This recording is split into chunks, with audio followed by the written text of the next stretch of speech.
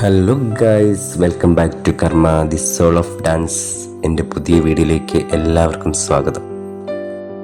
ഞാൻ കുറച്ച് നാളുകളായി വീഡിയോ ഇട്ടിട്ട് കുറച്ച് ഇടവേള എടുത്തായിരുന്നു. കാരണം എന്താണെന്ന് വെച്ചാൽ എനിക്ക് ഈ കോമ്പറ്റീഷൻസ് ഒക്കെ ആയതുകൊണ്ട് കുട്ടികളെയൊക്കെ പഠിപ്പിച്ച് തീർക്കേണ്ടതായിട്ടുള്ള ഒരു തിരക്കും കാര്യങ്ങളൊക്കെ ഉണ്ട്. അത് കാരണം വീഡിയോ ഇടാനുള്ള ഒരു സമയം കണ്ടെത്താനായിട്ട് സാധിക്കുന്നില്ല. അതുകൊണ്ടാണ് കേട്ടോ. എല്ലാവർക്കും സുഖമാണെന്ന് വിശ്വസിക്കുന്നു, സന്തോഷമായിട്ടിരിക്കുന്നുവല്ലോ അല്ലേ ചങ്കുകളെ? നിങ്ങളെല്ലാം സന്തോഷമായിട്ടിരിക്കുക. നിങ്ങളുടെ സന്തോഷമാണ് നമുക്കും സന്തോഷം തരുന്നത്. അപ്പം എൻ്റെ വീഡിയോയിലേക്ക് ഞാൻ കടക്കുകയാണ്.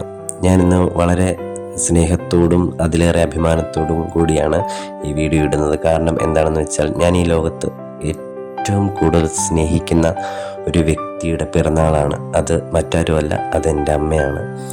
അമ്മ എന്ന് വെച്ചാൽ എനിക്ക് വാക്കുകളിൽ പറഞ്ഞറിയിക്കാൻ പറ്റുന്നത്ര ഒരു എനിക്കെങ്ങനെ പറയണം എന്നെനിക്കറിഞ്ഞൂടെ അമ്മയെക്കുറിച്ച് പറയാനായിട്ട്. കാരണം എന്നെ അതുപോലെ സപ്പോർട്ടും സ്നേഹവും ഈ ലോകത്ത് എനിക്ക് ഈ ലോകത്തുള്ളവരിൽ നിന്നൊക്കെ സ്നേഹം കിട്ടുന്നതിൽ ഒരൊറ്റയാളുടെ സ്നേഹം മതി എനിക്ക്. അതെൻ്റെ അമ്മയുടെ സ്നേഹമാണ്.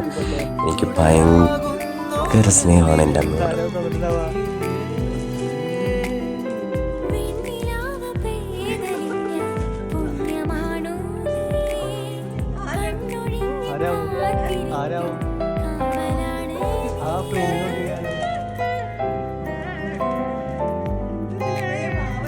ശരിക്കും ബർത്ത്ഡേയുടെ അന്ന് സെപ്റ്റംബർ 9 തീയതിയായിരുന്നു അമ്മയുടെ ബർത്ത്ഡേ.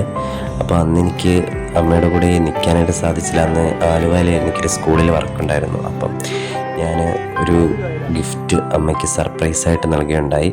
അപ്പം ആ ഗിഫ്റ്റ് നൽകിയത് ഫ്ലോറ ഹബ്ബ് എന്ന് പറയുന്ന ടീമാണ്. അതിൽ നൈഫ് ബ്രോയ്ക്ക് ഞാൻ വളരെയധികം നന്ദി അറിയിക്കുകയാണ്. Thank you bro. പിന്നെ ഞാൻ അന്ന് രാത്രിയിൽ കേക്ക് കട്ടിങ്ങിന് മുമ്പായിട്ട് വീട്ടിൽ വന്നു. ഞങ്ങൾ ഒന്നിച്ച് കേക്കൊക്കെ കട്ട് ചെയ്തായിരുന്നു കേട്ടോ. അപ്പം ഈ ബ്രോയാണ് അമ്മയ്ക്ക് സർപ്രൈസ് ഗിഫ്റ്റുമായി വന്നത്. ബ്രോയോട് എത്ര നന്ദി പറഞ്ഞാലും തീരത്തില്ല. അതുപോലെ എനിക്ക് സന്തോഷം നൽകുന്ന ഒരു സംഭവമാണ് ബ്രോ ചെയ്തത്. Thank you Flora hub and team. എല്ലാവർക്കും നന്ദി. നിങ്ങൾ ഈ വീഡിയോസിൽ ശ്രദ്ധിച്ച് നോക്കിയാൽ അറിയാം, അമ്മയ്ക്കുണ്ടായ ആ സന്തോഷം അത് എന്നോടുള്ളൊരു സ്നേഹത്തിൻ്റെ ഇതായിട്ടാണ് ഞാൻ കാണുന്നത്. എന്നോടുള്ള സ്നേഹത്തിൻ്റെ സന്തോഷമാണ് അമ്മയുടെ കണ്ണുകളിൽ ഞാൻ കാണുന്നത്. ആ ചിരിയിൽ എനിക്കൊരുപാട് സന്തോഷമുണ്ട്. ലവ് യു അമ്മ. പിറന്നാൾ ആശംസകൾ ഞാൻ ബിലേറ്റഡായിട്ട് ആശംസിക്കുന്നു. ഞാൻ അന്ന് ആശംസകൾ അർപ്പിച്ചായിരുന്നു അമ്മയ്ക്ക്. ശരിക്കും പറഞ്ഞാൽ ഇന്ന് ഞാൻ ജീവിച്ചിരിക്കുന്നത് അമ്മയുടെ ഒരു വിളിയിലാണെന്ന് ഞാൻ പറയാം. കാരണം എന്താണെന്ന് വെച്ചാൽ, എനിക്ക് പെട്ടെന്ന് ഞാനിങ്ങനെ വർക്കൊക്കെ ചെയ്തുകൊണ്ട് നല്ല ഉത്സാഹത്തോടെ ചെയ്തുകൊണ്ടിരിക്കുന്ന ഒരു വ്യക്തിയായിരുന്നു. ഇപ്പം ഞാൻ അതിലേക്ക് വരാനായിട്ട് റിക്കവർ ചെയ്തുകൊണ്ടിരിക്കുകയാണെന്ന് എനിക്ക് തോന്നുന്നു. പക്ഷെ കുഴപ്പമില്ല. എനിക്ക് വർക്കൊക്കെ നേരത്തേലും കൂടുതലായിട്ടൊക്കെ വർക്ക് ഇപ്പം ദൈവം സഹായിച്ച് കിട്ടുന്നുണ്ട്. അതിൽ ഞാൻ ദൈവത്തിന് നന്ദി പറയുകയാണ്.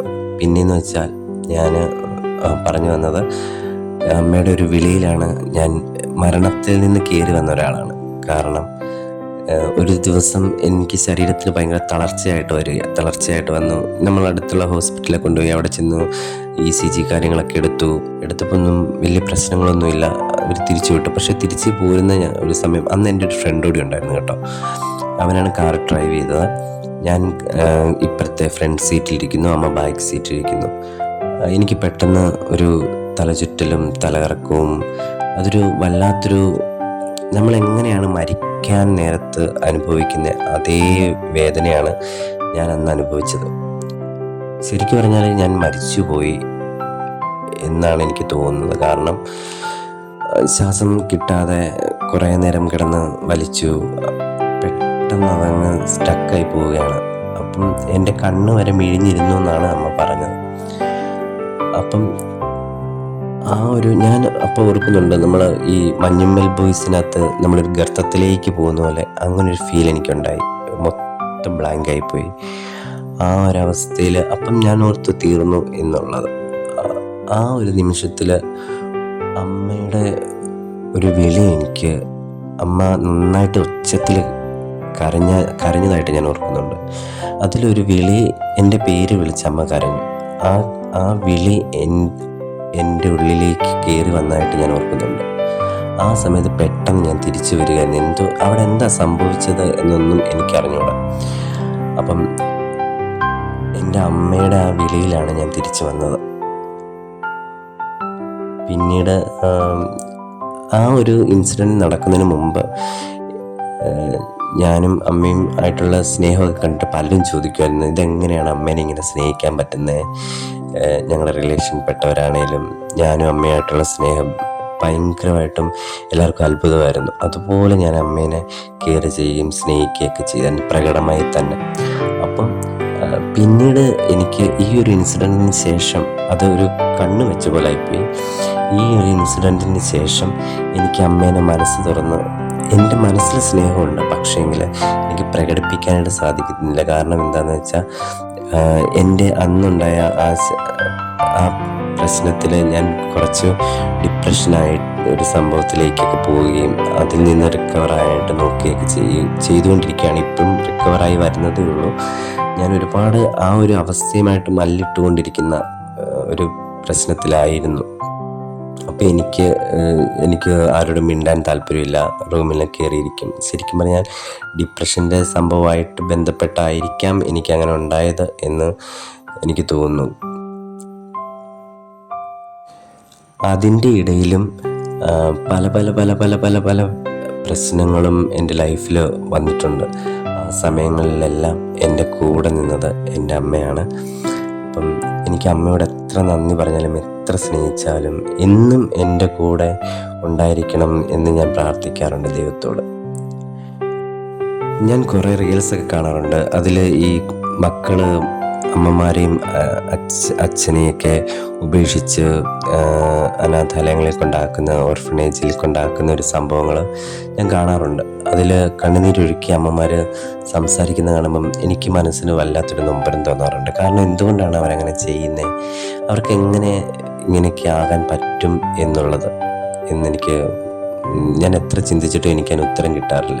കാരണം ശരിക്കും മാതാപിതാക്കളെ, അമ്മമാരെ, അച്ഛനെയൊക്കെ സ്നേഹിക്കാൻ പറ്റാത്ത ഒരാൾക്ക് എങ്ങനെയാണ് ബാക്കിയുള്ളവരെ സ്നേഹിക്കാൻ സാധിക്കുക എന്നുള്ളത് എനിക്കറിഞ്ഞൂടാ. കാരണം ഇപ്പം മക്കൾ അമ്മമാരെ, അച്ഛനെയൊക്കെ ഉപേക്ഷിക്കുമ്പോൾ അവർക്കും ഉണ്ടായി വരുന്നുണ്ട്. അപ്പം അവർക്ക് ഇതേ അവസ്ഥ വന്നാൽ അവരെങ്ങനെ അത് തരണം ചെയ്യും എന്നുള്ളത് അവർ ഓർക്കുന്നില്ല. അതുകൊണ്ട് ഞാൻ എൻ്റെ പ്രിയപ്പെട്ട സഹോദരങ്ങളോട് പറയാണ്, നമ്മുടെ മാതാപിതാക്കളെ എപ്പോഴും സ്നേഹിക്കുക, അവർക്ക് വേണ്ടതൊക്കെ ചെയ്തു കൊടുക്കുക. കാരണം നമ്മളെ സ്നേഹിക്കാനായിട്ട് ഈ കൂട്ടുകാരോ നാട്ടുകാരോ ബന്ധുക്കാരോ ഒന്നും കാണില്ല. ലാസ്റ്റ് സത്യസന്ധമായിട്ടുള്ള സ്നേഹം നമ്മുടെ മാതാപിതാക്കൾക്ക് മാത്രമായിരിക്കും. അത് ശ്രദ്ധിക്കുക. പിന്നെ നമ്മുടെ സഹോദരങ്ങൾക്ക് കാണും.